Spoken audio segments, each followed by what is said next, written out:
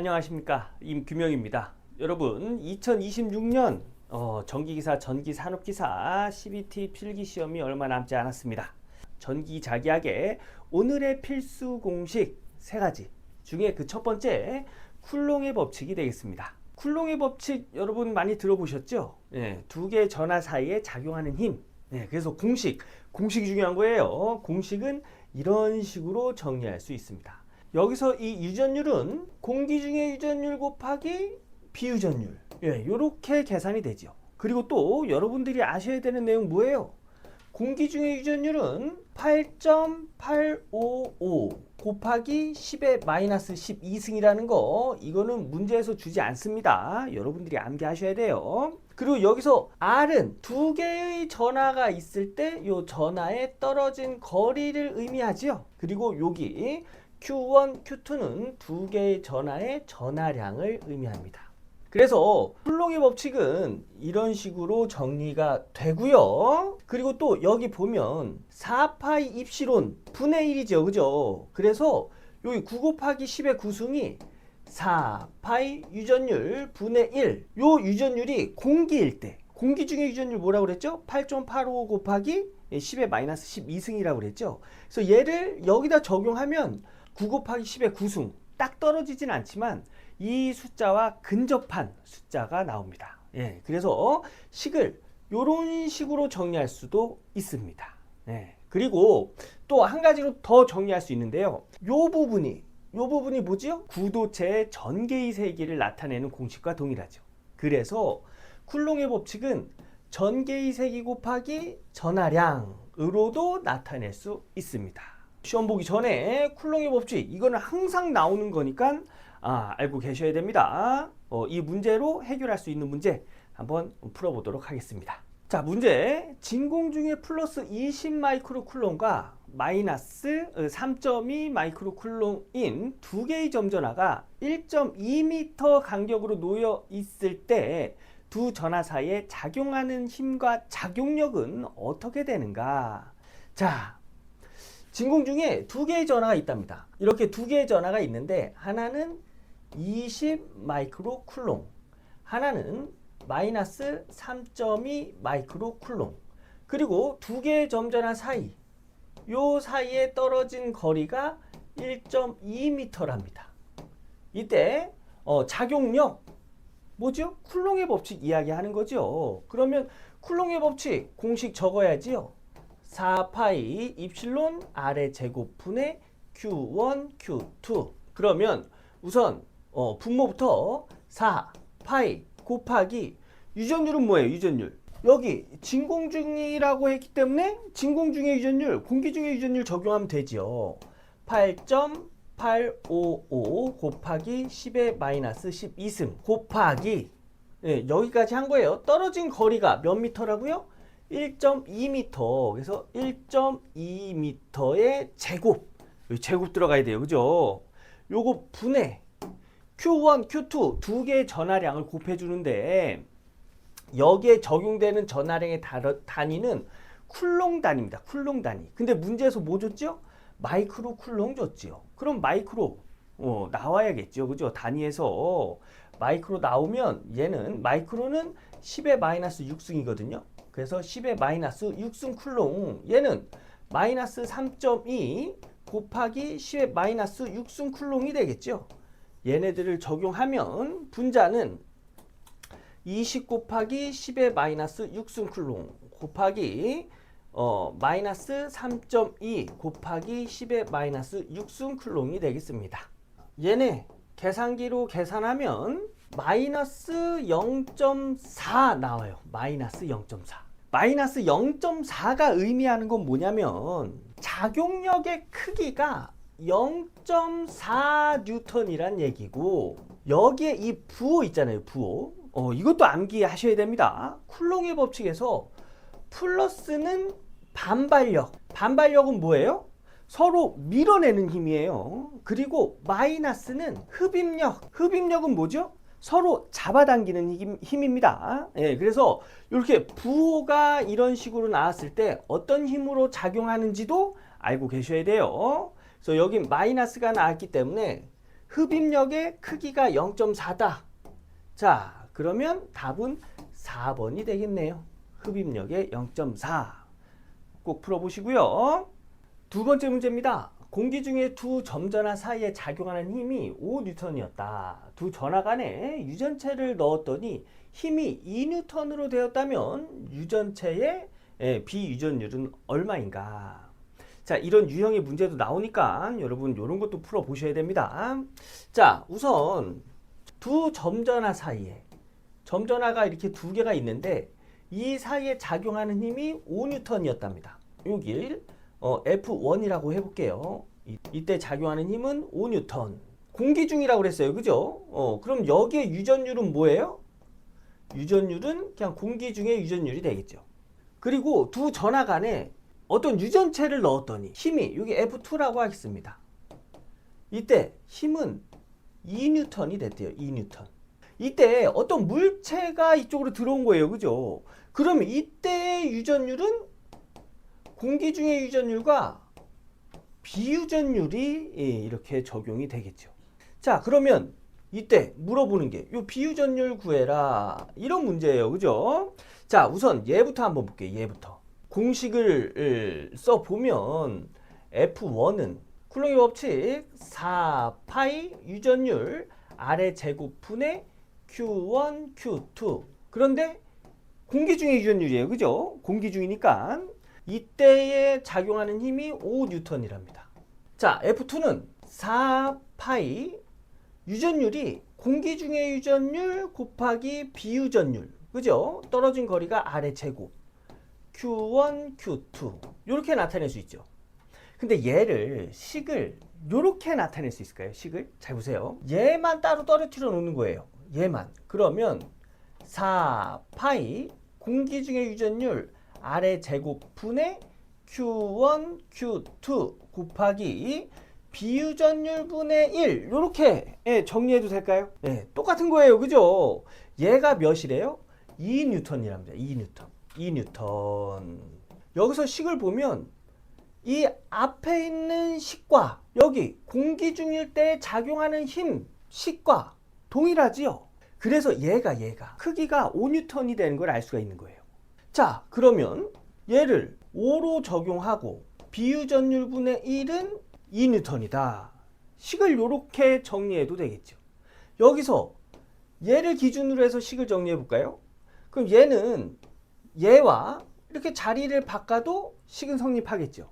그래서 비유전율은 자리 바꾸면 2분의 5와 같다. 이렇게 정리할 수 있는 거예요. 이렇게. 얘 뭐예요? 2.5네요. 2.5. 그리고 비유전율은 단위가 없어요. 그래서 이 문제의 답은 2.5, 2번이 되겠습니다. 오늘의 필수 공식 두 번째입니다. 무한장 직선 도체의 자개의 세기. 이것도 암기하는 문제죠. 이것도 자주 나오니까 알고 계셔야 됩니다. 무한장 직선 도체, 얘가 직선 도체고 여기에 이제 전류가 흐를 때 여기에 R메타 떨어진 점의 자개의 세기를 구하는 공식입니다. 그래서 여기 2파이의 R이 요 도체에서 떨어진 거리를 의미하고요. 요 I는 이 도체에 흐르는 전류를 의미합니다. 자, 요 공식 암기하고요. 관련된 문제 한번 풀어볼게요. 15A의 무한장 직선 전류로부터 50cm 떨어진 P점의 자개의 세기는 약 몇 암페어 턴 퍼 미터인가? 자, 무한장 직선 전류로부터 무한장 직선 전류가 이렇게 있고요. 여기에 전류가 15A의 전류가 흐르고요. 그리고 여기서 이 전류로부터 얼마큼 떨어졌어요? 50cm 떨어진 요 P점의 자개의 세기를 구해라. 이런 문제가 되겠습니다. 자, 그러면 자개의 세기 공식 우리 좀 전에 배웠죠, 그죠? 2파이 떨어진 거리 R 분의 여기에 흐르는 전류값. 자, 적용해 보면 2파이 곱하기 여기서의 떨어진 거리의 단위는 기본 단위 미터 단위입니다. 그래서 요 센티미터를 미터 단위로 바꿔줘야 돼요. 그래서 50 곱하기 10의 마이너스 2승을 적용해줘요. 센티미터에다가 10의 마이너스 2승을 적용하면 미터 단위로 환산이 되는 거예요. 자, 요거 분해 흐르는 전류 15A입니다. 네. 그래서 요렇게 적용하면 4.78 고학용 계산기로 계산하는 거예요. 암페어 톤 퍼 미터가 되는 걸 알 수가 있네요. 그럼 답 몇 번? 3번이 되겠습니다. 이런 문제 틀리시면 안 됩니다. 꼭 풀어보셔야 돼요. 자, 다음 문제 보겠습니다. 정전류가 흐르고 있는 무한 직선 도체로부터 수직으로 0.1m만큼 떨어진 점의 자개의 크기가 100A per m이면 0.4m만큼 떨어진 점의 자기의 크기는 어떻게 되겠느냐. 자, 요런 유형의 문제도 잘 나오니까 이것도 풀어보셔야 돼요. 자, 문제를 읽어보면 무한장 직선 도체가 이렇게 있고요. 이 도체로부터 수직으로 얼마큼? 0.1m 떨어진 만큼 떨어진 점의 자개의 크기가 100A per m라면 여기서 0.4m 떨어진 이 점에 얼마큼? 0.4m 떨어진 점에 여기에서의 자개의 세기는 얼마큼 되겠느냐. 예, 이제 요걸 물어보는 문제인데, 자, 요거는 어떻게 구하냐면 이렇게 구할 수 있습니다. 우선 무한직선 도체에 R메타 떨어진 점에 자개의 세기 구하는 공식 뭐지요? 2파이 R 분의 흐르는 전류지요.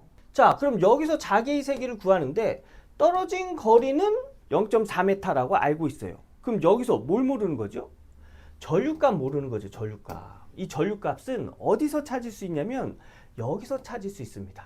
여러분, 여기 직선 도체에서 전류가 흐르는데 여기에 흐르는 전류, 이 점에서 흐르는 전류값 다르고 이 점에서 흐르는 전류값이 다를까요? 같겠지요. 같습니다. 분기되지 않으면 전류값은 동일해요. 자, 그래서 여기서 이제 전류값을 찾아낼 수 있는데 이 전류를 기준으로 해서 식을 정리하면 얘 넘어가서 곱해주면 되겠네요. 자개의 세기 곱하기 2파이 R로 해서 전류값을 구할 수가 있어요. 그러면 자개의 세기 100A per m 곱하기 2파이 곱하기 떨어진 거리가 몇이에요? 0.1이네요. 그러면 요게 전류의 크기예요. 자, 그럼 여기서 이 자개의 세기 한번 구해볼까요? 2파이 떨어진 거리 0.4 그리고 전류값은 몇이라고요? 100 곱하기 2파이 곱하기 0.1이네요. 요거 공학용 계산기로 계산하면 25 나옵니다. 단위는 암페어 퍼 미터가 되겠죠. 그래서 답은 2번. 이런 유형의 문제도 출제가 되니까 여러분들 이거 꼭 풀어보셔야 됩니다. 오늘의 필수 공식 세 번째입니다. 콘덴서 정정 용량. 이것도 많이 보셨을 거예요. 이건 뭐냐면 이렇게 양변에 극판이 있고 여기다가 이렇게 전압을 인가해서 여기에 전하를 충전시키는 거죠. 그 여기에 어떤 유전체가 있을 거예요. 그죠? 비어 있으면 유전체가 공기가 돼서 유전율 적용할 땐 공기 중에 유전율이 적용이 되겠죠. 이때 여기서의 정정 용량 D는 이 극판의 간격이 되겠고요. 유전율은 요 콘덴서 내부의 유전체의 유전율이 되겠고요. S는 요 극판의 면적이 되겠습니다. 그래서 이런 식으로 적용하면 콘덴서의 정정 용량을 구할 수가 있어요. 이 공식 잘 나오는 공식이니까 꼭 암기하셔야 됩니다. 요거 가지고 또 문제 한번 풀어볼게요. 반지름이 30cm인 원판 전극의 평행판 콘덴서가 있다. 전극의 간격이 0.1cm이며 전극 사이의 유전체의 비유전율이 4.0이라 한다. 이 콘덴서의 정정 용량은 약 몇 마이크로 파라드인가? 자, 요걸 그림으로 좀 나타내면 이렇게 나타낼 수 있겠네요. 반지름이 30cm인 이렇게 원판이 이렇게 있겠죠. 여기 반지름, 여기가 30cm랍니다. 평행판 콘덴서니까 여기에 이렇게 전압이 인가가 되겠죠. 전극의 간격, 요 간격은 몇이에요? 0.1cm이고, 전극 사이에 유전체, 어떤 유전체가 이렇게 있는 거예요. 이 유전체의 비유전율, 비유전율은 4.0이라 한다. 이 콘덴서의 정정 용량 구하랍니다. 콘덴서의 정정 용량 좀 전에 공식 어떻게 구한다고요? 극판의 간격 분의 유전율 곱하기 면적이라고 했죠. 여기서 이 유전율은 어떻게 정리가 되죠? 유전율은 공기 중의 유전율 곱하기 비유전율로 정리가 되죠. 그래서 이 공식에다 적용하면 공기 중의 유전율 이건 문제에서 주지 않는다고 그랬어요. 8.85 곱하기 10의 마이너스 12승 곱하기 비유전율 문제에서 4 줬네요. 4. 그래서 이렇게 4를 적용하고요. 그 다음에 면적입니다. 면적 극판이 원이에요. 그럼 원의 면적을 적용하면 되지요. 원의 면적은 파이 r의 제곱이에요. 이 면적의 단위가 미터 제곱입니다. 네, 그런데 문제에서는 센티미터 줬죠. 그래서 얘도 미터 단위로 바꿔줘야 돼요. 그래서 얘 공식은 파이 곱하기 30 곱하기 미터 단위로 바꾸면 어떻게 바꿔요? 마이너스 2승 적용하지요. 요거의 제곱 해서 여기에 면적 단위에 파이 곱하기 30 곱하기 10의 마이너스 2승의 제곱 요렇게 적용이 돼야 돼요. 요거 나누기 극판의 간격 0.1cm 줬대요. 얘도 미터 단위로 바꿔야죠. 그죠? 기본 단위 미터 단위예요. 얘도. 그래서 0.1 곱하기 10의 마이너스 2승을 적용해서 계산을 하면 이 식의 단위는 파라드 단위가 되죠. 근데 문제에서 마이크로 파라드 단위로 구하라고 했죠. 예, 그래서 단위가 마이크로 파라드로 단위가 작아지면 여기에 10의 6승을 곱해줘야 돼요. 얘 계산해 주면 0.01이라는 걸 알 수가 있습니다. 그래서 답은 0.01 1번이 되겠습니다. 1번. 이런 유형의 문제 꼭 풀어 보셔야 됩니다. 자, 다음 문제 보겠습니다. 정정 용량이 1 마이크로 파라드인 공기 콘덴서가 있다. 이 콘덴서가 판간의 2분의 1 두께를 갖고 비유전율이 2인 유전체를 그 콘덴서의 한 전극면에 접촉하여 넣었을 때 전체의 정정 용량은 몇 마이크로 패럿인가? 처음에는 그냥 여기 공기밖에 없었는데 이 극판의 면적의 2분의 1 두께에 여기다가 비유전율이 2인 유전체를 삽입했답니다. 이때 정정 용량은 어떻게 되겠느냐? 이제 이걸 물어보는 건데 여기에 정정 용량을 C1, 여기에 정정 용량을 C2라고 이렇게 구분을 해서 각각의 정정 용량을 구한 다음에 서로 합성하면 이 콘덴서의 정정 용량을 구할 수가 있는 거예요. 두 개를 합성한 정정 용량은 두 개가 이런 식으로 되어 있으면 두 개는 직렬로 있는 걸로 보는 거죠. 그래서 직렬의 정정 용량 합성은 C1 플러스 C2 분의 C1 곱하기 C2 이런 식으로 구할 수가 있습니다. 그래서 C1 먼저 구해볼까요? C1 극판의 간격 분의 유전율 분의 면적. 그러면 극판의 간격 뭐예요? 2분의 D네요. 2분의 D. 2분의 D 분의 유전율은 여기에 유전체는 뭐예요? 공기죠, 그죠? 공기. 유전율은 공기 중에 유전율 적용하고요. 그 다음에 요 극판의 면적이 적용이 됩니다. 자, 얘 번분수로 계산하면 번분수는 뭐죠? 분수의 분수죠. 그래서 얘 분모를 1분의 공기 중에 유전율 곱하기 면적으로 정리하면 가까운 거 곱해서 분모, 먼 거 곱해서 분자. 요렇게 정리가 되겠죠. C2 한번 정리해 볼까요? C2. 자, 극판의 면적은 2분의 D가 되겠죠. 2분의 D 분의 그 다음에 유전율은 비유전율이 존재를 해요. 그죠? 그래서 공기 중의 유전율 곱하기 비유전율 그리고 극판의 면적이 되겠습니다. 얘도 이것처럼 위에처럼 번분수로 정리하면 얘 분의 1 이렇게 되겠죠. 가까운 거 곱해서 분모, 먼 거 곱해서 분자 이렇게 되겠네요. 이렇게 비유전율이 2. 그럼 이 비유전율 2를 적용하면 얘는 2, 2는 4 해서 면적 분의 4 공기 중의 유전율 곱하기 면적 이렇게 정리가 되겠네요. 그런데 여기서 한 가지 알아둬야 될 게 처음에 공기 콘덴서 즉 유전체가 공기일 때 정정 용량이 얼마래요? 1 마이크로 패럿이라고 했죠. 즉 처음에 공기 중일 때 정정 용량 어떻게 계산하는 거예요? 극판의 간격. 이때는 처음에 공기 중일 때 얘가 삽입되기 전이죠. 얘가 삽입되기 전이에요. 그러면 극판의 간격은 뭐예요? 그냥 D겠죠. D. 그래서 D 분의 공기 콘덴서니까 유전율이 공기죠. 그 다음에 극판의 면적. 극판의 면적은 변함이 없어요. 그죠? 얘가 몇이래요? 1 마이크로 페럿이라고 했죠. 이걸 알아야 돼요. 그래야 쉽게 풀 수가 있어요. 자, 봅시다. 여기 보면 D분의 공기 중의 유전율 곱하기 면적. 얘가 뭐라고요? 1 마이크로 페럿. 그러면 2 곱하기 1 마이크로 페럿은 2 마이크로 페럿이 되겠죠. 얘는 4 곱하기 요게 얘랑 같지요. 그죠? 그래서 여기도 1을 적용하면 얘는 4 마이크로 페럿이다. 이렇게 정리할 수 있어요. 얘가 C1, 얘가 C2입니다. 자, 그러면 요게 두 개 있잖아요. 합성한 정정 용량이죠. 그럼 여기서 합성 한번 해봅시다. C1은 2, C2는 4, C1은 2, C2는 4. 그러면 얘는 6분의 8이 되겠네요. 6분의 8. 약분하면 3분의 4. 단위는 마이크로 페럿. 네, 이렇게 해서 이 콘덴서의 정정 용량을 구할 수가 있는 거죠. 답은 3번. 네. 요런 유형의 문제들도 굉장히 자주 나오니까 여러분 알고 계셔야 됩니다. 전력공학 진행하도록 하겠습니다.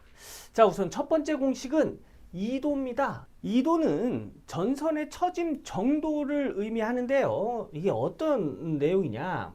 자, 이렇게 지지물이 있습니다. 이 지지물에 전선을 가설하겠죠. 근데 가설할 때 그냥 이렇게 가설하진 않아요. 어떤 식으로 가설하냐면 이렇게 전선을 이렇게 좀 늘어뜨려 놓습니다. 그래서 이렇게 좀 처진 정도, 요 처진 정도를 2도라고 하는 거예요. 그래서 이 도를 나타낼 땐 요 길이로 나타내서 단위는 미터 단위가 됩니다. 그래서 여기 보여지는 이 공식으로 계산을 하면 2도를 구할 수가 있고요. 이 공식을 보면 여기 T 있죠. T. 얘는 수평 장력을 의미합니다. 요 W는 가설되는 전선의 1m당 무게. 그래서 킬로그램 퍼 미터 단위의 전선의 무게가 적용이 되고요. 그 다음에 여기 S는 여기 지지점 간의 간격이 적용이 돼요. 그리고 여기서 한 가지 더 알아둬야 될 내용이 문제에서 이 수평 장력 안 주는 경우가 있어요. 수평 장력을 주지 않고 뭘 주냐? 안전율과 인장 하중을 줍니다. 이때 안전율과 인장 하중을 가지고 수평 장력을 계산할 수가 있는데 어떻게 계산하냐면 안전율 분의 인장 하중으로 계산하면 수평 장력을 구할 수가 있어요. 요 내용도 중요한 내용이니까 요거 알고 계셔야 됩니다. 자, 그러면 요 2도 가지고 문제 한번 풀어볼게요. 경간 200m, 장력 1000kg, 하중 2kg per 미터인 가공전선의 2도는 몇 미터인가? 자, 우리 좀 전에 2도 공식 어떻게 썼지요? 8t 분의 WS의 제곱으로 썼죠. 여기서 t가 뭐예요? 장력, 수평 장력. 그래서 이 공식에 한번 적용해 보면 8 곱하기 장력 1000kg 분의 W는 미터당 무게예요. 그래서 여기서 준 2kg per 미터가 여기 W 하중이 되겠고요. 곱하기 S는 뭐라고 그랬죠? 경간 200m입니다. 200m. 그래서 여기 공식에 200m 적용하고 여기 제곱 적용하면 이때 2도는 10m라는 걸 알 수가 있어요. 예, 2도. 이런 문제 틀리시면 안 돼요. 자, 다음 문제 보겠습니다. 가공전선로의 경간이 200m, 전선 자체의 무게가 2kg per 미터, 인장 하중이 5000kg, 안전율이 2인 경우 전선의 2도는 몇 미터인가? 자, 우리 2도 공식 뭐라 그랬죠? 8t 분의 WS의 제곱이라고 했죠. 근데 요 t가 이제 수평 장력인데 문제에서 수평 장력을 주지 않았어요. 인장 하중과 안전율을 줬습니다. 그럼 이때 수평 장력 어떻게 구한다고요? 안전율 분의 인장 하중. 5,000kg. 안전율 분해 인장하중으로 수평 장력 구한다고 했어요. 요거 분해, 요 W는 미터당 전선의 무게 2kg per 미터 곱하기 경간 200m의 요거 뭐예요? 제곱이죠, 제곱 해서 요거 그대로 해서 고학용 계산기 넣으면 4m다라는 걸 알 수가 있어요. 그래서 답은 2번이 되겠습니다. 자, 문제에서 수평장력을 주지 않았을 땐 안전율 분의 인장 하중으로 구할 수 있다. 이런 문제도 풀어 보셔야 됩니다. 오늘의 필수 공식 두 번째입니다. 단락전류인데요. 이 단락전류는 뭐냐면 어떤 선로에서 여기 단락이 발생됐을 때 이때 흐르는 전류값을 구하는 내용인데 공식은 이렇습니다. 퍼센트 임피던스 분의 100 곱하기 전격 전류. 여기서 얘기하는 퍼센트 임피던스는 뭐냐면 이 선로에서 단락이 발생된 지점을 기준으로 해서 전원 쪽으로의 모든 퍼센트 임피던스를 합성한 값입니다. 이런 식으로 해서 퍼센트 임피던스 구하고요. 또 여기서 전격 전류 구하는데 우리 삼상 전력은 루트 3 VI로 구하죠. 여기서 얘가 이제 전격 전류예요. 얘를 기준으로 해서 식을 정리하면 전격 전류는 루트 3V 넘어갑니다. 넘어가서 루트 3V분의 P로 전격 전류를 구할 수가 있어요. 근데 여기서의 이 전압은 문제에서 요구하는 그 기준의 전압이 적용이 돼야 돼요. 이 내용은 이따가 문제를 풀어보면서 한 번 더 말씀드리고요. 우선 단락전류 공식 요거 암기하셔야 됩니다. 자, 문제 한번 풀어보도록 하겠습니다. 66kV 송전선로에서 삼상 단락 고장이 발생하였을 경우 고장점에서 본 등가 정상 임피던스가 자기용량 40MVA 기준으로 20%일 경우 고장 전류는 전격 전류의 몇 배가 되는가? 문제에서 물어보는 게 뭐예요? 고장 전류는 전격 전류의 몇 배가 되는가? 여기서 얘기하는 고장 전류는 뭐예요? 단락 고장이 일어났을 때의 전류죠. 그러면 이 고장 전류는 단락 전류가 되겠네요. 그럼 우리 좀 전에 배웠던 단락 전류 공식 퍼센트 임피던스 분의 100 곱하기 전격 전류로 구할 수 있었죠. 근데 여기서 물어보는 게 전격 전류의 몇 배인가? 이 전격 전류의 몇 배인가? 얘를 물어보는 문제입니다. 문제는 굉장히 어렵게 느껴지는데 그렇게 어렵지 않아요. 자, 보면 요 퍼센트 임피던스 문제에서 20% 줬죠. 그죠? 정상 임피던스가 자기 용량 기준으로 20%일 때 임피던스가 20%란 얘기예요. 그럼 얘는 20% 분의 100 곱하기 전격 전류. 얘 계산하면 몇 나와요? 5 나오죠. 5.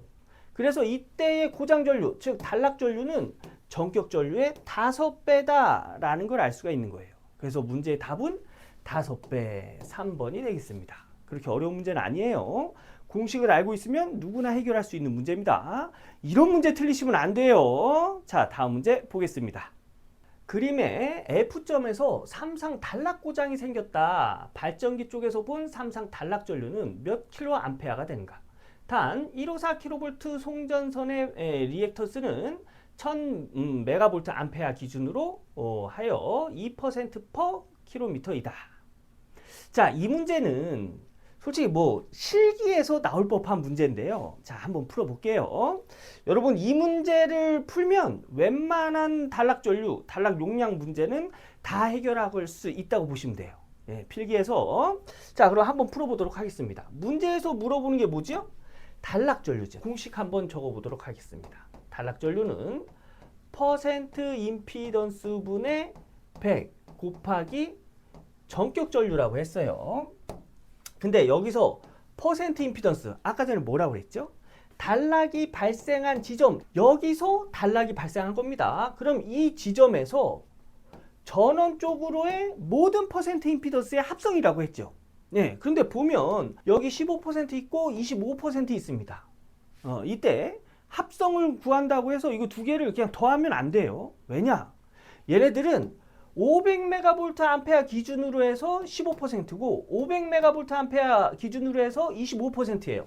그런데 문제에서 이 송전선의 퍼센트 임피던스도 좋습니다. 여기서 이제 리액턴스라고는 하는데 우리 임피던스 저항 플러스 J 리액턴스로 정리하지요.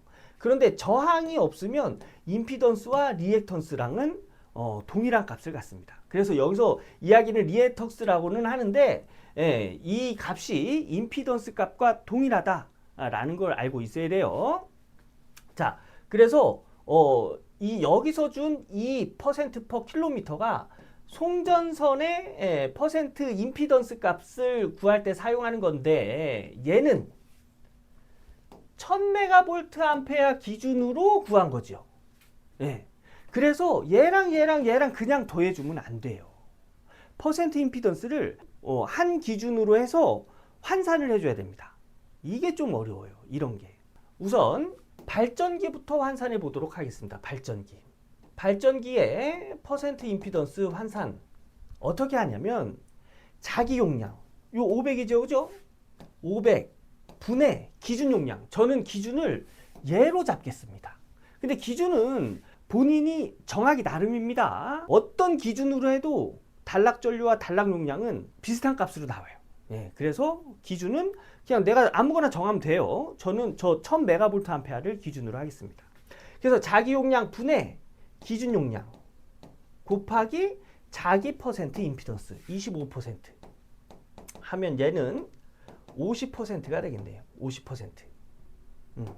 그 다음에 TR의 퍼센트 임피던스 구해보도록 하겠습니다. TR 자기 용량 500분의 기준 용량 1000 곱하기 자기 퍼센트 임피던스 15%.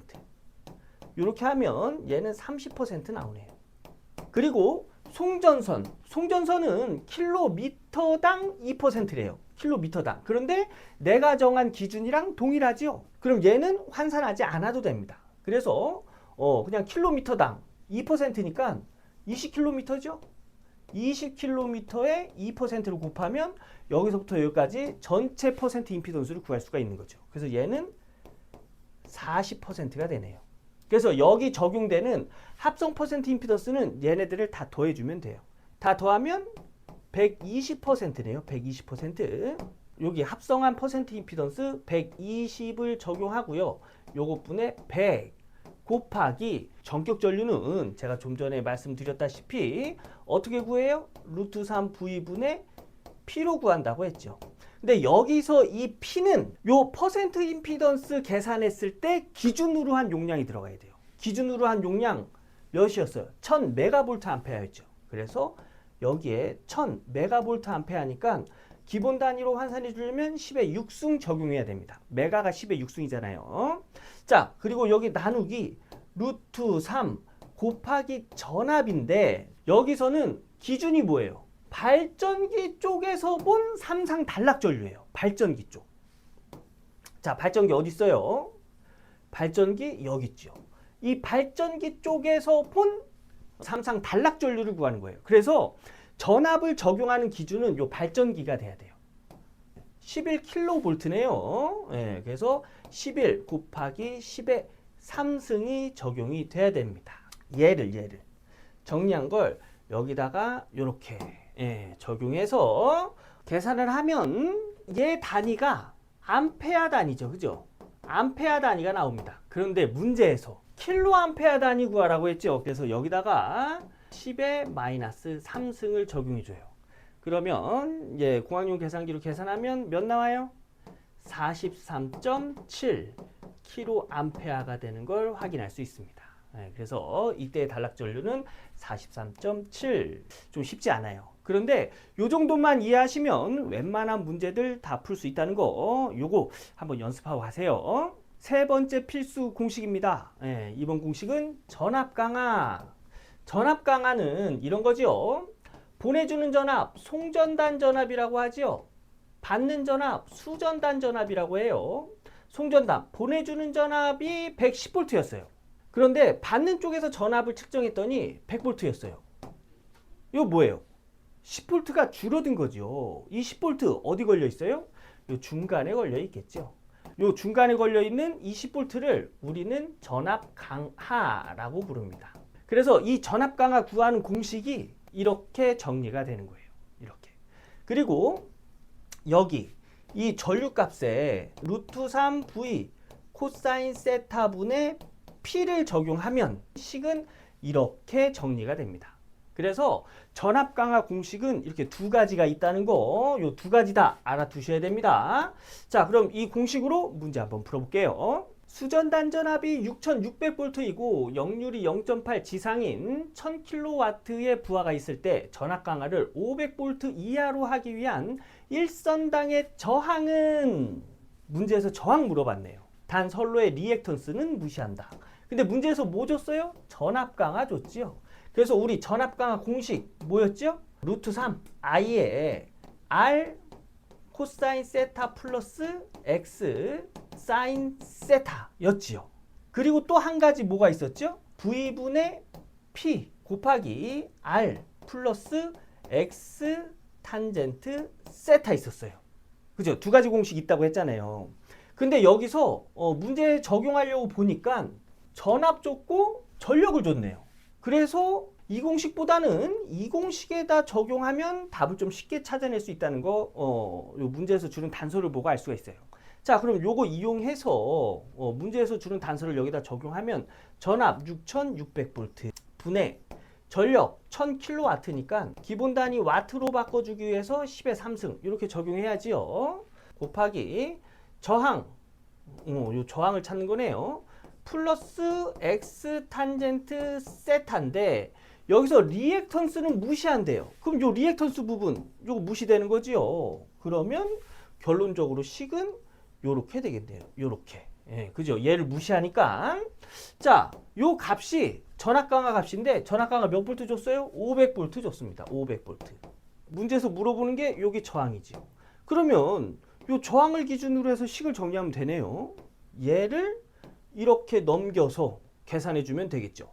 분수는 넘어가면 아래 위가 바뀌어요.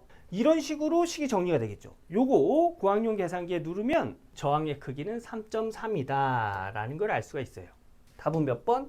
2번이 되겠습니다. 전압 강하 구하는 공식 두 가지 다 알고 계셔야 돼요. 자, 다음 문제 보겠습니다.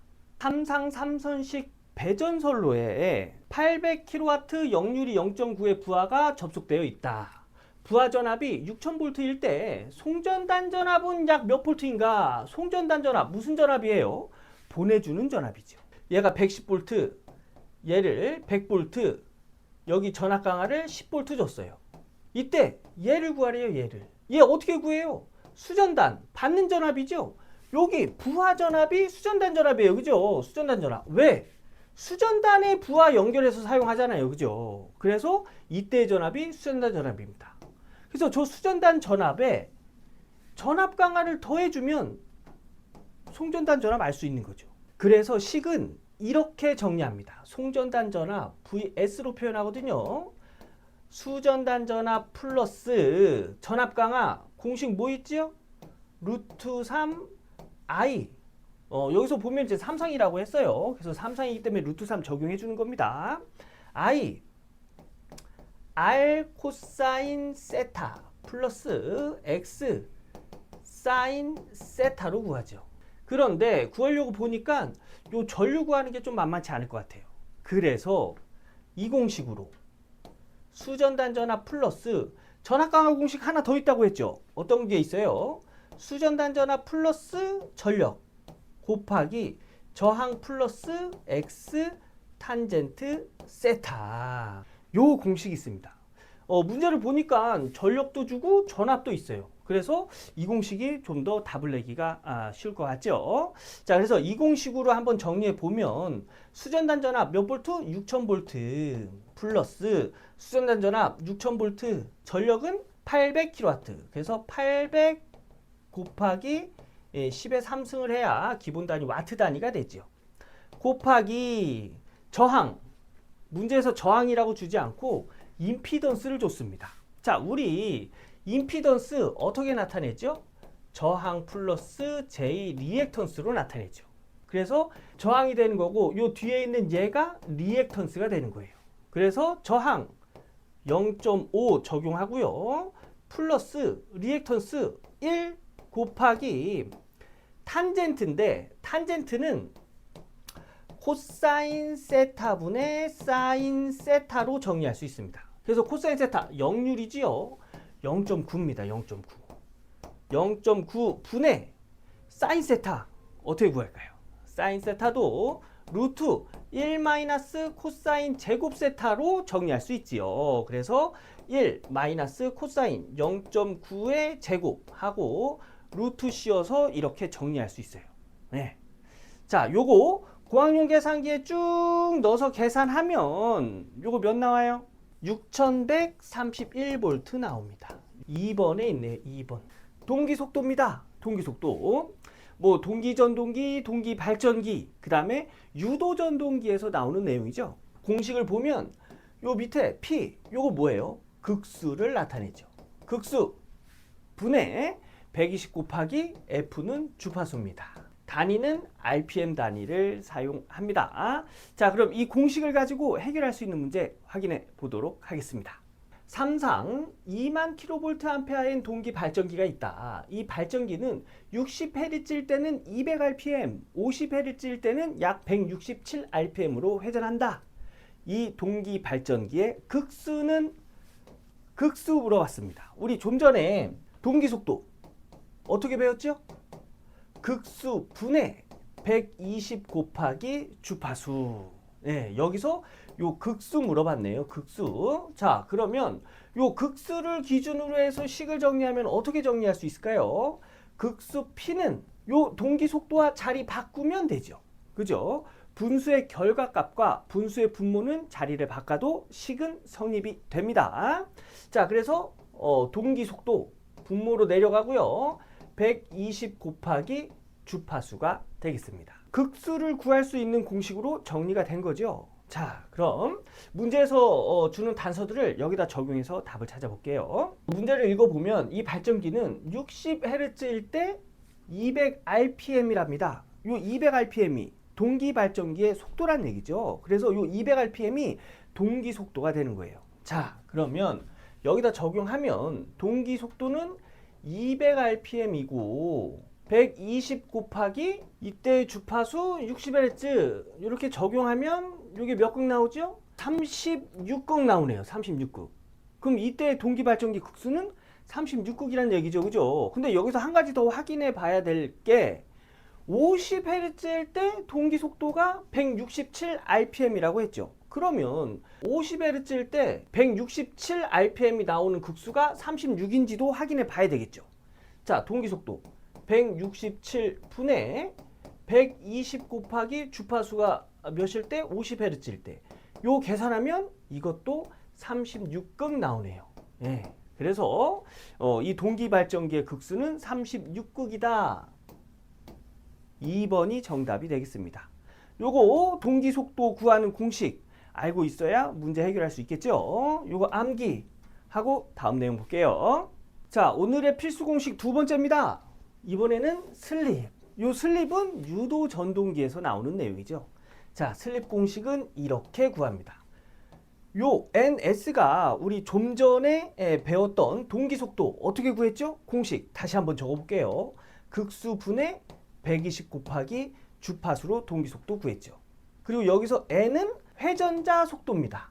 실제 회전하는 속도를 의미해요. 그래서 이렇게 계산한 값을 1에다가 빼주면 그게 슬립이 된다는 얘기입니다. 네, 요거 공식입니다. 공식. 그럼 이 공식으로 해결할 수 있는 문제 한번 풀어보도록 하겠습니다. 삼상 60Hz 전원에 의해 여자대는 6극 권선형 유도 전동기가 있다. 이 전동기가 1150rpm으로 회전할 때 회전자 전류의 주파수는 몇 헤르츠인가? 즉 회전자의 주파수 물어봤어요. 이 문제는 이 공식도 알고 있어야 돼요. 회전자의 주파수 우리 F2라고 봅시다. 이 회전자의 주파수는 처음에 입력되는 주파수에 슬립을 곱하면 알 수가 있어요. 입력되는 주파수는 몇 헤르츠죠? 여기 60Hz라고 했네요. 요게 이제 입력되는 주파수고 요 슬립을 구하면 돼요. 그죠? 우리 좀 전에 슬립 공식 어떻게 했죠? 1 마이너스 동기 속도 분의 회전자 속도 이렇게 구했죠. 자, 그러면 우리 동기 속도부터 구해봅시다. 동기 속도 공식 극수 분의 120 곱하기 주파수. 우리 좀 전에 배웠어요. 자, 극수 6국이라고 줬네요. 6국 분의 120 곱하기 주파수가 60Hz 줬어요. 그럼 얘는 1200rpm 나오네요. 1200rpm. 그리고 회전자 속도. 지금 전동기가 1150rpm으로 회전하고 있다고 했죠. 그죠? 그래서 여기 회전자 속도는 1150rpm이 되겠습니다. 자, 그러면 우리 슬립 한번 구해볼까요? 슬립은 1 마이너스 동기 속도 1200rpm 분의 회전자 속도 1150이 되겠네요. 요거 계산하면 0.042. 슬립이 0.042란 얘기예요. 그럼 여기다 적용하면 되겠네요. 0.042 곱하기 입력되는 주파수 60Hz지요. 요 공학용 계산기로 계산하면 2.5 나옵니다. 주파수니까 단위는 헤르츠가 되겠죠. 그래서 답은 2.5, 4번이 되겠습니다.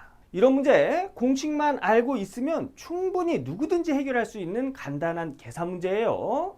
이런 문제도 나올 확률이 높으니까 이거 꼭 풀어보시고요. 다음 내용 보겠습니다. 자, 이번에는 변압기 최대 효율 조건입니다. 변압기의 최대 효율 조건은 철손과 동손이 동일할 때 변압기의 효율이 최대가 되는데, 여기서 이 동손 구하는 공식은 이렇게 구합니다. 요게 부하율이에요. 그리고 요 PC가 전부하 동손입니다.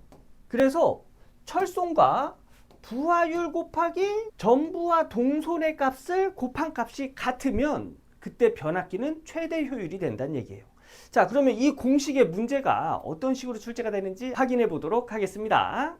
변압기의 전부하 동손이 270W, 철손이 120W일 때 최고 효율로 운전하는 출력은 전격 출력의 약 몇 %인가?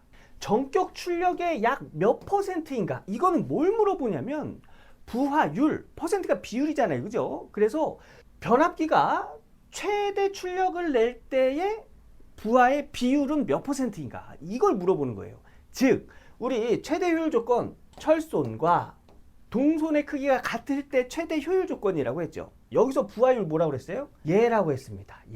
얘가 부하율이에요. 그래서 이 문제는 이 부하율을 구해라 하는 문제가 되겠습니다. 그럼 요 부하율 기준으로 해서식 정리하면 여기 전부하 동손 넘어가서 나눠주면 되겠죠. 그럼 식은 부하율의 제곱은 동손분의 철손이다. 이렇게 정리가 되겠네요. 여기 제곱 없애볼까요? 양변에 루트를 씌우면 이렇게 루트와 제곱 없어지겠죠? 그래서 이 문제의 부하율은 이 공식으로 해서 해결할 수가 있는 거예요. 자, 그러면 전부하 동손 줬죠, 그죠? 이게 270W. 그 다음에 철손이 120W. 여기다가 루트 씌우면 0.667 나옵니다. 0.667. 퍼센트 단위로 구하라고 했기 때문에 여기다가 이제 곱하기 100 하면 되겠죠. 곱하기 100 하면 66.7% 나와요. 이 66.7%가 의미하는 게 전체 부하가 100kVA예요. 그런데 이렇게 동손이 이만큼이고 철손이 이만큼일 때 변압기 효율이 최대가 될 때는 요 부하 용량 중에 66.7, 즉 66.7kVA의 전력을 사용할 때 변압기 효율이 최대가 된다는 얘기입니다. 그래서 부하율은 이런 식으로 적용이 되는 거예요. 자, 이 문제 66.7% 답은 1번이 되겠죠.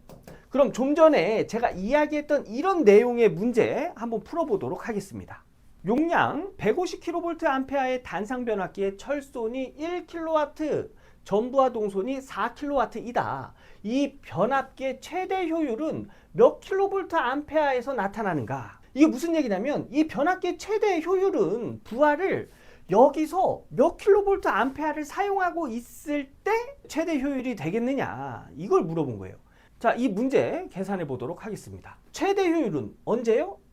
철손과 동손이 서로 크기가 같을 때, 이 최대 효율 조건이라고 했어요. 그럼 이때 부하율은 얘가 넘어가서 나눠주고 그 분자에 철손 올려준 다음에 루트 씌워준다고 했죠. 그죠? 요 제곱 없애려면 루트 씌워줘야 된다고 했잖아요. 그죠? 자, 그럼 문제에서 주는 단서. 전부하 동손이 4, 철손이 1. 루트 씌우면 얘 계산하면은 2분의 1, 0.5 나오네요. 요 0.5는 50%지요. 이 50%가 의미하는 게 부하를 50%만 사용할 때 이 변압기 효율은 최대가 된다는 얘기예요. 변압기 용량이 150kVA라는 얘기는 뭐예요? 부하 용량이 150kVA까지 전력을 공급할 수 있다는 얘기죠. 이 변압기에 걸 수 있는 최대 부하 용량 150kVA의 부하율이 50%, 즉 0.5를 곱하면 75kVA가 되겠죠. 그래서 이 부하가 75kVA일 때 변압기는 최대 효율을 갖는다는 얘기예요. 부하가 75kVA면 변압기도 75kVA의 전력을 공급한다는 얘기잖아요. 그죠? 예, 그래서 이때 변압기의 최대 효율은 75kVA에서 나타난다. 그래서 답은 2번이 되겠습니다. 첫 번째 공식은 삼상, 피상, 유효, 무효 전력입니다. 피상 전력은 이렇게 나타내요. 삼상이기 때문에 루트 3 곱해졌죠. 그죠? 네, 루트 3 전압과 전류를 곱해서 피상 전력을 나타냅니다. 전압, 볼트 단위고 전류, 암페어 단위죠. 그래서 피상 전력은 전압과 전류가 곱해졌다고 해서 볼트 암페어 이렇게 나타내고요. 유효 전력은 피상 전력에다가 역률 코사인 세타를 곱해서 나타내요. 예, 단위는 와트 단위 사용하고요. 무효 전력은 피상 전력에다가 사인 세타를 곱해서 나타냅니다. 단위는 바 단위를 사용해요. 요거 우리 삼각형으로도 나타낼 수 있지요. 밑변이 유효, 높이가 무효, 빗변이 피상입니다. 자, 피상 전력은 루트 3 VI로 곱해진다고 했고요. 유효 전력은 루트 3 VI 코사인 세타를 곱해준다고 했죠. 자, 코사인 세타 어떻게 구하죠? 여기가 세타면 코사인 세타 피상분의 유효 해서 코사인 세타 이렇게 구하죠. 유효 전력을 구하면 피상 전력 넘어가요. 그러면 피상 전력에다가 역률을 곱해주면, 즉 코사인 세타 곱해주면 유효 전력 되는 거예요. 그리고 또 삼각함수에서 사인은 빗변분의 높이지요. 빗변 피상분의 높이 무효 전력입니다. 얘가 뭐라고요? 사인 세타. 자, 여기서 무효 전력 나타내면 피상 전력 넘어가서 곱해주면 되죠. 그래서 무효 전력은 피상 전력에다가 사인 세타를 곱해서 나타내는 거예요. 예, 회로 이론에서 피상, 유효, 무효 전력 이거는 기본적으로 알고 있어야 되는 내용이에요. 관련된 문제 풀어보도록 하겠습니다. 선간전압이 150V, 선전류가 10 루트 3 암페어, 역률이 80%인 평형 삼상 유도성 부하로 공급되는 무효 전력은, 자, 문제에서 물어보는 게 뭐죠? 무효 전력 물어봤네요. 문제에서 준 단서는 전압 150V, 전류 10 루트 3 암페어. 그 다음에 또 뭐 줬어요? 역률 줬네요. 역률 코사인 세타 80%니까 0.8. 네, 이렇게 적용하고 뭐 물어봤죠? 무효 전력 물어봤어요. 그럼 무효 전력 삼상이니까 루트 3 VI 사인 세타를 구했죠. 그럼 다 나왔습니다. 자, 루트 3 곱하기 전압 몇 볼트? 150볼트. 전류 몇 암페어? 10 루트 3 암페어. 사인 세타. 코사인 세타가 0.8이면 사인 세타는 뭐지요? 0.6이지요. 그래서 여기다가 0.6 이렇게 곱해주면 2700 단위는 무효 전력이니까 바 이렇게 되겠죠. 그래서 3번이 되고요. 만약에 이 문제에서 유효 전력을 물어봤다. 그럼 어떻게 계산해요? 루트 3 VI 코사인 세타로 계산이 돼야 되겠죠. 그죠? 그러면 얘는 루트 3 곱하기 150 곱하기 10 루트 3. 얘가 전압이고 얘가 전류예요. 곱하기 역률, 문제에서 준 0.8 이렇게 적용하면 3600 나오네요. 얘는 유효 전력이기 때문에 단위는 와트가 되겠죠. 문제에서 만약에 피상 전력을 물어봤다. 루트 3 곱하기 전압 150V 곱하기 전류 10 루트 3. 답은 4500. 예, 얘는 단위는 볼트 암페어가 되겠죠. 얘는 무효전력, 얘는 유효전력, 얘는 피상전력이 되는 겁니다. 예, 요거 한번 다 구해 보셔야 돼요. 자, 다음 문제 보겠습니다. 유효전력이 230W이고 무효전력이 345바일 때 전압이 115V라면 전류는 몇 암페어인가? 문제에서 물어보는 게 뭐죠? 전류 물어봤네요. 이 문제는 처음에 설명드릴 때 삼각형 그려서 밑변 높이 빗변이 어떤 전력을 의미하는지 제가 보여드렸죠. 그걸 이용해서 해결하셔야 좀 더 쉽게 해결하실 수 있으십니다. 요 밑변 뭐라고 했죠? 유효전력. 요 높이는 무효전력. 요 빗변은 피상전력이라고 했어요. 근데 전류, 우리 피상전력 어떻게 구하죠? 이거는 뭐 3상이다 이런 얘기가 없으니까 루트 3은 빠집니다. 그래서 피상전력은 그냥 전압과 전류를 곱해줘서 구한다 라고 보시면 돼요. 이거 3상이라는 얘기가 없잖아요. 그죠? 루트 3이 빠진 거예요. 그럼 문제에서 물어본 거는 전류죠. 전류 I는 넘어가요. V분의 P지요. 피상전력에다가 전압을 나누면 돼요. 근데 이 삼각형에서 이 피상전력 어떻게 구할 수 있을까요? 피타고라스 정리를 이용해서 구할 수가 있습니다. 문제에서 고맙게도 유효전력과 무효전력을 줬어요. 그럼 피상전력, 요 빗변 어떻게 구하죠? 피상전력은 유효의 제곱 플러스 무효의 제곱에 루트를 씌워서 구할 수가 있어요. 요거 피타고라스 정리를 이용한 거죠. 유효전력 몇이라고요? 230W의 제곱이 되겠네요. 무효전력 345바의 제곱에 루트를 씌우면 피상전력을 알 수가 있는 거예요. 그러면 이 피상전력을 이용해서 전류값 구할 수 있겠죠. 그죠? 전류값 전압 몇 볼트 줬어요? 115V. 예, 피상전력 루트 230의 제곱 플러스 345의 제곱. 요거 고학용 계산기로 계산하면 3.6 나옵니다. 3.6. 그래서 답은 4번이 되겠습니다. 회로 이론에서 유효전력, 무효전력, 피상전력 계산하는 법 알고 계셔야 됩니다. 자, 다음 내용 보겠습니다. 오늘의 필수 공식 두 번째입니다. 시정수인데요. 이 시정수는 뭐냐면 그 정상 범위의 63.2%까지 올라가는 그 시간을 의미하는 거예요. 그 시간. 그래서 RL 직렬회로에서는 처음에 전원이 들어가서 정상 범위까지 올라가는데 이런 그래프가 그려지거든요. 전류값입니다. 그때 63.2%까지 가는 요 시간을 우린 시정수라고 부릅니다. 계산하는 방법이 저항분의 인덕턴스 어디서? RL 직렬회로에서. 그리고 RC 직렬회로에서는 저항과 캐피시턴스 C성분을 곱해서 나타내 줍니다. 요 공식이 중요한 거예요. 근데 RL 직렬회로에서는 계산 문제가 많이 나오고요. RC 직렬회로는 내용이 나오는데 RL 직렬회로에서는 좀 전에 그려드린 그래프로 이렇게 나오고 RC는 이렇게 나옵니다. 전류가 이런 식으로 사라져요. 왜냐? C성분은 콘덴서죠. 그죠? 전하를 다 충전하면 전류는 흐를 수가 없기 때문에 전원이 들어가면 이렇게 전류는 사라집니다. 그럼 요게 목표값이 0이에요. 여기는. 그 63.2%까지 이 목표값의 63.2%까지 내려오는 그 시간, 요 시간이 이제 시정수인데 이 시간이 짧으면 목표값에 도달하는 시간이 짧아지겠죠. 그죠? 예, 그래서 요 구간을 이제 과도 구간이라고 하는데 과도 구간이 짧아집니다. 정리하면 시정수가 짧아지면 과도 구간은 짧아진다.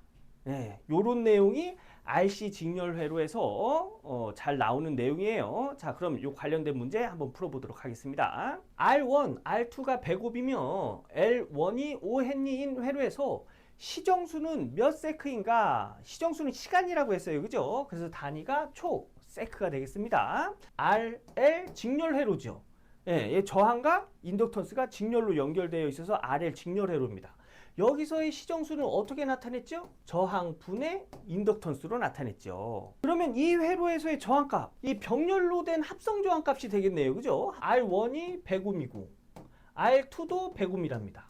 그러면 합분의 곱 100 플러스 100 분의 100 곱하기 100 하면 요거 몇 나와요? 50옴 나오지요. 근데 이건 특별히 계산해 보지 않아도 50옴이라는 걸 알 수가 있죠. 왜냐? 똑같은 저항이 병렬로 연결되어 있으면 합성 저항은 그 크기의 2분의 1이에요. 그죠? 예, 그래서 100옴의 2분의 1인 50옴이 이 저항의 합성 저항이라는 걸 알 수가 있는 거예요. 그래서 50분의 인덕턴스 몇 줬어요? 5헨리 줬네요. 요거 계산하면 0.1 나오죠? 0.1. 답은 3번이에요. 내용은 어려운 것 같은데 문제는 그렇게 어렵지 않습니다. 그래서 요거 RL 직렬회로의 시정수 요렇게 해서 구하면 웬만한 시정수 다 구할 수 있어요. RC 직렬회로의 과도 현상에 대하여 옳게 설명한 것은 여기 RC 이렇게 있네요. RC 회로의 저항과 캐피스턴스 값 곱한 걸 뭐라고 했죠? 시정수라고 했죠. 시정수. 근데 이 시정수는 목표값에 63.2%까지 가는 요 시간이라고 했어요. 그죠? 요 시간을 가지고 뭐 옳은 설명을 찾아라. 이제 이걸 물어보는 건데, 자 보세요. 여기는 RC분의 1입니다. 그럼 RC의 역수예요. 그죠? 역수면 반대 내용이 되겠죠. RC 값이 클수록 우선 RC로 해볼까요? RC 값이 크대요. 그러면 얘가 이렇게 크면 이렇게 가서 전류값이 천천히 사라지겠죠. 그런데 얘는 RC분의 1입니다. 이거 뭐예요? 역수잖아요. 그죠? 그러면 이 내용이 맞지가 않겠죠. 그래서 얘는 옳게 설명한 내용이 아니고요. RC 값이 클수록 과도 전류는 빨리 사라진다? 느리게 사라지는 거죠. 그죠? 예, 느리게. 과도 구간에 흐르는 전류를 과도 전류라고 해요. 얘도 정답이 될 수 없고요. 과도 전류는 RC 값에 관계가 있지요. 그죠? RC 값이 커지면 천천히 사라지잖아요. 4번, 얘도 틀린 내용이 됐고요. 4번, RC 값, 즉 RC 직렬회로에서의 시정수 값이 클수록 과도 값의 전류 값은 천천히 사라진다. 그죠? 이렇게 클수록 처음에는 이렇게 됐는데 시정수가 커지면 이렇게 되겠죠. 그죠? 그러면 요 과도 전류는 천천히 사라지는 게 맞지요. 더 오래 걸리잖아요. 사라지는데. 예, 그래서 답은 4번이 되겠습니다. 세 번째 공식입니다. 직렬 공진. 공진은 뭐예요? 오메가 L, 얘가 뭐죠? 유도성 리액턴스. 오메가 C분의 1, 얘가 뭐예요? 용량성 리액턴스. 그래서 유도성 리액턴스와 용량성 리액턴스가 서로 동일할 때 그때 우리 공진이라고 하죠. 이 공진은 또 뭘 나타내냐면 우리 임피던스 어떻게 나타내죠? 저항 플러스 J 리액턴스로 나타냅니다. 근데 이 리액턴스 값이 유도성 리액턴스와 용량성 리액턴스가 같이 있을 땐 이렇게 상쇄되는 값을 가져요. 서로 크기가 같으면 어떻게 돼요? 크기가 같으면 0 되겠지요. 그래서 공진의 의미는 뭐냐면 임피던스에서 리액턴스가 0인 경우, 즉 허수 부분이 존재하지 않을 때를 공진이라고 합니다.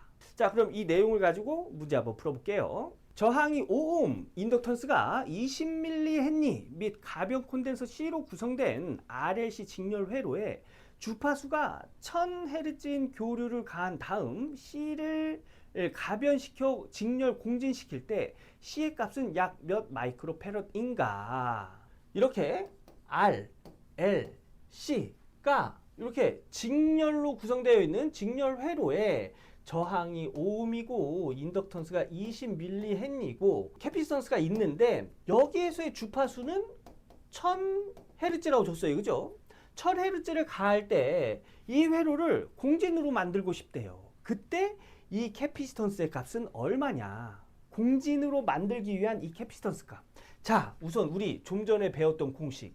오메가 L은 오메가 C분의 1이죠. 그죠? 우리 얘 구하는 거예요. 얘. 분수의 결과값과 곱해진 분모의 값은 서로 자리를 바꿔도 식은 성립되죠. 그래서 자리를 바꾸면 C는 오메가의 오메가 L분의 1입니다.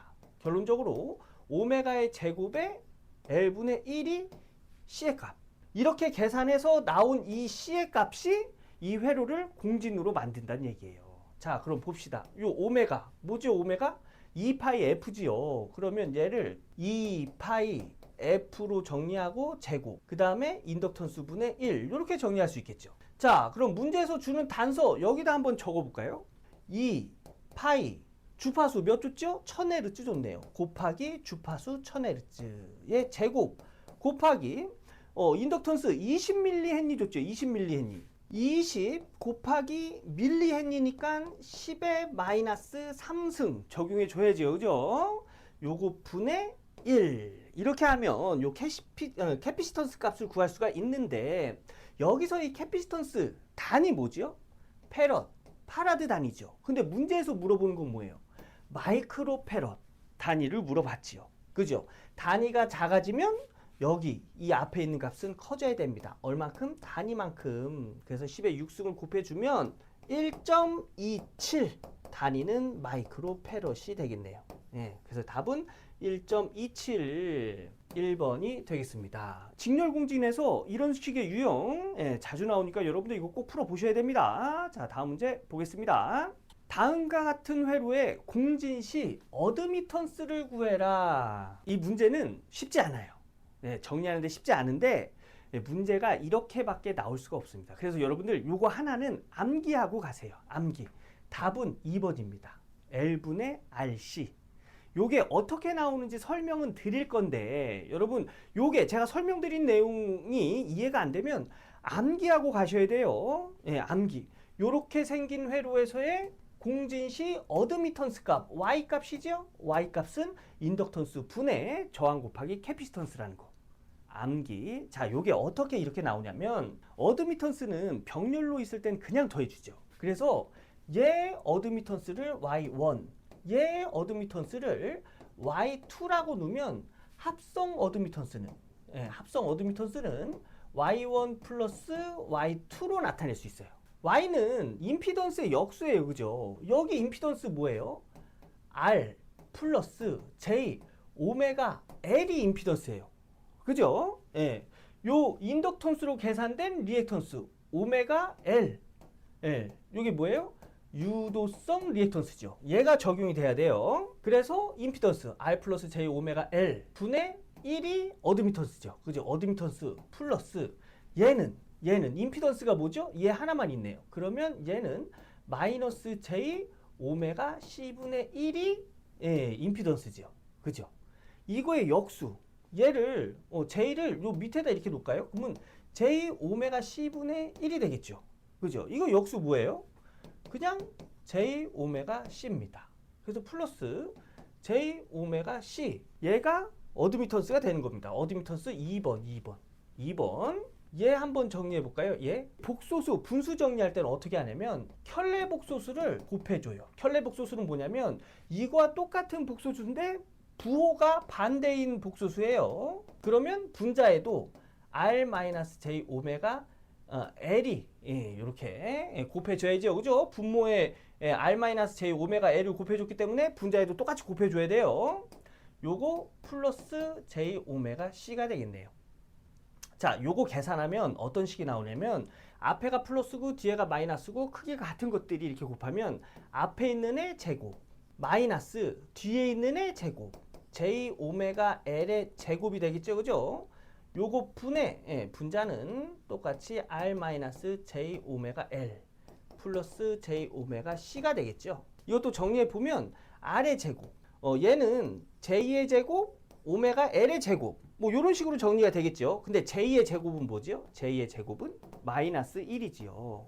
허수의 제곱은 마이너스 1입니다. 그래서 마이너스 얘가 마이너스 1이면 마이너스 1 곱하기 마이너스는 플러스지요. 그래서 R의 제곱 플러스 오메가 L의 제곱 분의 R-J 오메가 L 플러스 J 오메가 C 이런 식으로 정리가 됩니다.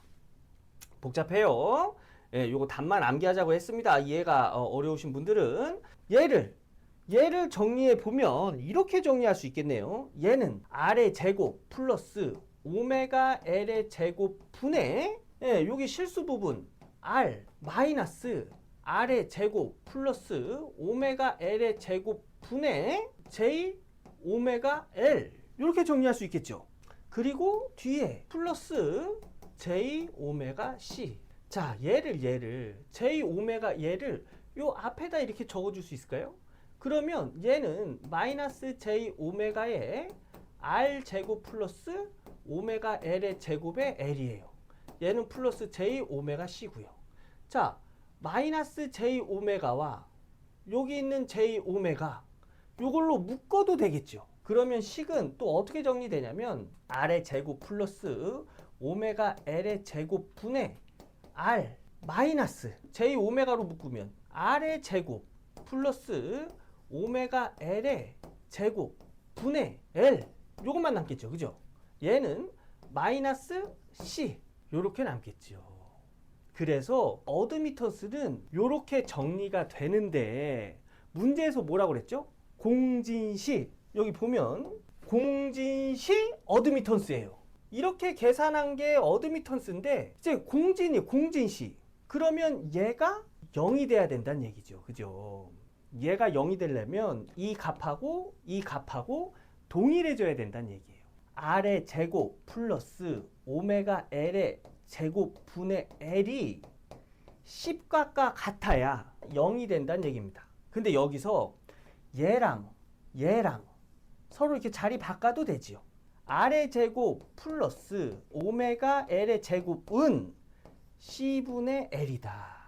얘가 C분의 L 값을 가지면 얘는 0이 된다는 얘기예요. 그죠? 그러면 공진이 된다는 얘기예요. 공진. 얘는 0. 그럼 남는 게 뭐가 있어요? 얘만 남겠지요. 그죠? 얘만. 근데 여기서 R의 제곱 플러스 오메가 L의 제곱은 C분의 L이래요. 그럼 얘를 여기다가 우리 C분의 L 이렇게 적용해도 되나요? 이거 분의 1분의 R. 그죠?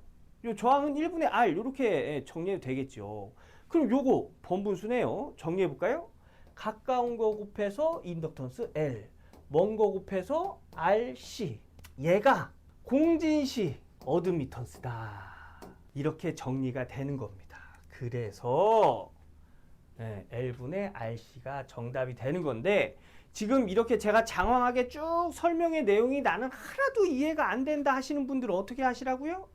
암기 이런 회로가 나오고 공진시 어드미턴스 구해라 하면 그냥 암기해서 찍으시면 됩니다. 예, 아셨죠? K시에서 꼭 암기해야 될 세 가지 제가 가져왔습니다.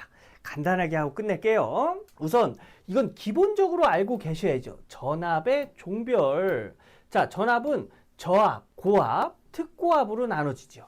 저압은 교류 1000V 이하 그리고 직류에서는 1500V 이하를 저압이라고 하고 고압은 저압을 초과하고 즉 교류에서 저압을 초과하는 거 1000V를 초과하고 7000V 이하를 고압이라고 하고 직류에서는 1500V를 초과하고 7000V 이하까지를 고압이라고 한다. 특고압은 7000V 초과. 이 내용은 이렇게 말로 암기하는 것보다는 그림으로 암기하시는 게 조금 도움이 됩니다. 자, 어떻게 암기하냐면 자, 여기 교류, 직류 이렇게 적어 놓으신 다음에요. 여기다 금을 쭉 거요.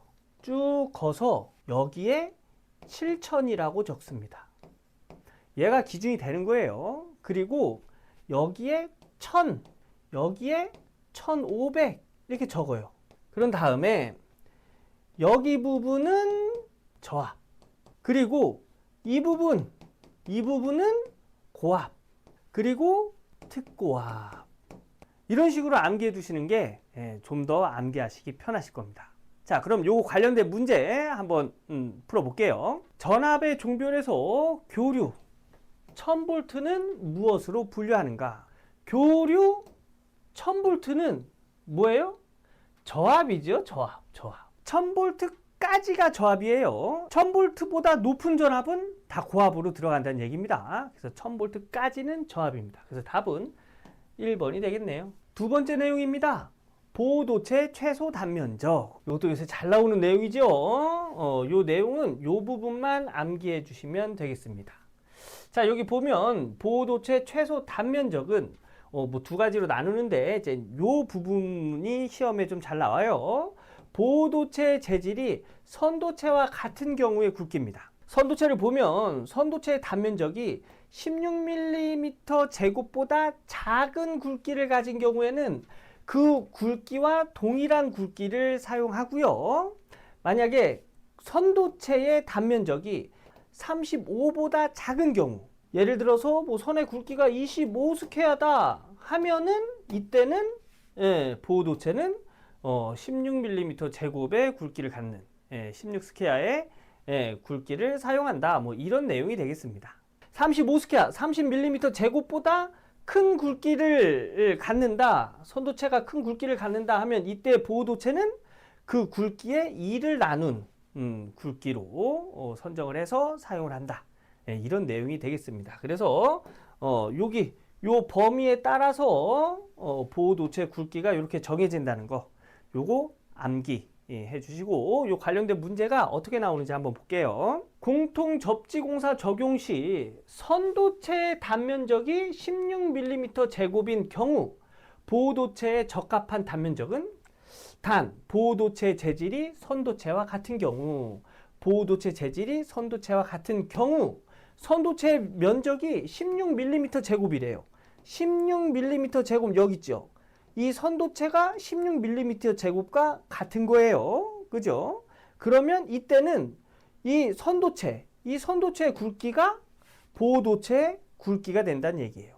선도체가 16mm 제곱이니까 보호도체도 16mm 제곱 4번이 돼야 된다는 얘기입니다. 이런 식으로 문제가 출제가 되는 거예요.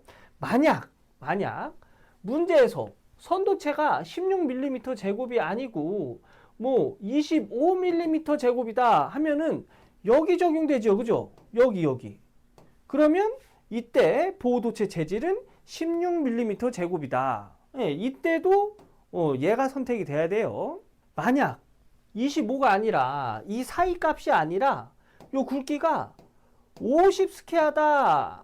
50스퀘어다. 이렇게 주면 요 굵기에, 이 선도체의 굵기에 2를 나눈 굵기로 적용한다.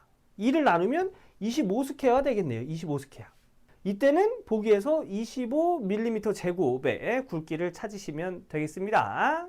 세 번째입니다. 지중 전선로의 매설 깊이. 이것도 굉장히 자주 나오는 거죠. 그죠? 자, 이런 거예요. 차량 중량물의 압력 우려가 있는 장소. 즉, 여기가 땅입니다. 땅 밑에 전선로를 가설할 때 여기에 자동차나 무거운 압력을 주는 그런 장소일 때 그때는 여기 매설 깊이를 1m로 하고 1m 이상으로 하고 그 외의 장소, 즉 압력의 우려가 없는 장소죠. 그 장소에는 0.6m, 60cm 이상으로만 묻으면 된다. 그런 내용이 되겠습니다. 문제 한번 볼게요. 차량, 기타 중량물의 압력을 받을 우려가 없는 장소랍니다. 없는 장소에 지중전선을 직접 매설식에 의하여 매설하는 경우에는 매설 깊이를 몇 cm 이상으로 하여야 하는가? 차량이나 압력의 우려가 있을 경우에는 몇 미터? 1m. 그런데 압력받을 우려가 없을 때는 몇 미터? 0.6m라고 했습니다. 그런데 문제에서는 센티미터로 나타내라고 했죠. 그래서 0.6m, 60cm가 되겠습니다. 요거 구분하셔서 암기하셔야 돼요. 이거 잘 나오는 내용이니까 꼭 확인하셔야 됩니다. 오늘 이렇게 해서 전치모 합격 배송 이번 주 월요일부터 해가지고 매일 아침 7시에 필수 공식 3가지씩 제가 배송해 드렸는데 어떻게 공부하시는데 도움이 좀 되셨을까요? 다음 주도 매일 아침마다 필수 공식 3가지씩 배송 드릴 예정입니다. 전치모 구독과 좋아요, 알림 설정까지 해놓으시면 배송 즉시 받아보실 수 있으시겠죠? 오늘 강의는 여기서 마무리하고요. 오늘 강의 도움이 되셨다면 좋아요 부탁드리고요. 오늘 강의 끝까지 함께 해주셨다면 댓글에 출첵하는 거 잊으시면 안 됩니다. 저는 다음 주 전치모 합격 배송에서 인사드리도록 하겠습니다. 감사합니다.